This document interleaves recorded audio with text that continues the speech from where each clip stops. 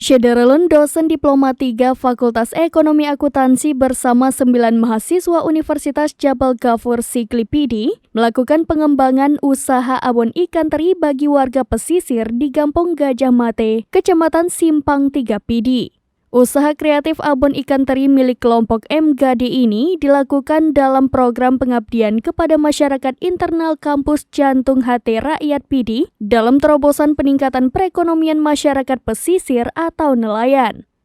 Program PKM ini dipimpin langsung oleh Rektor Uniga, Profesor Bansu Irianto Ansari MPD sebagai komitmen dari Tridharma Perguruan Tinggi terhadap masyarakat luas terutama dalam mengembangkan perekonomian keluarga.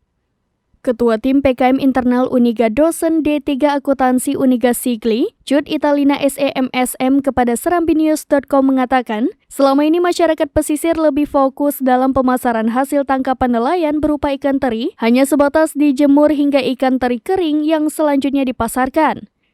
Kendati demikian, sebagai upaya pendampingan PKM, internal Uniga terhadap kelompok Tengku Muhammad Gade yang dilakukan oleh dosen serta 9 mahasiswa jurusan Fakultas Ekonomi D3 Akuntansi Uniga masing-masing bernama Desi Rahmadani, Elvina, Mirna, Najakiyah, Nurnida, Putri Mela Auzia, Sanita, dan Vira Nadia kiranya dapat berbuah manis dalam memberdayakan perekonomian masyarakat pesisir.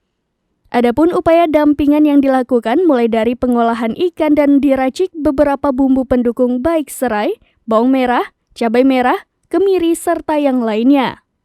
Kemudian dilakukan pembuatan kemasan packing plastik anti basi hingga pemasaran baik secara offline maupun online.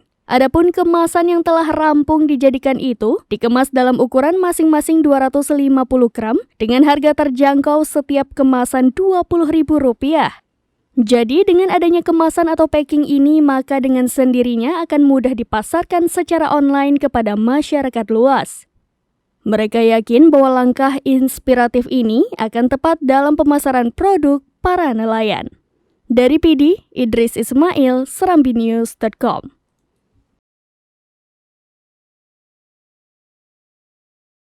Download Tribun X sekarang, menghadirkan lokal menjadi Indonesia.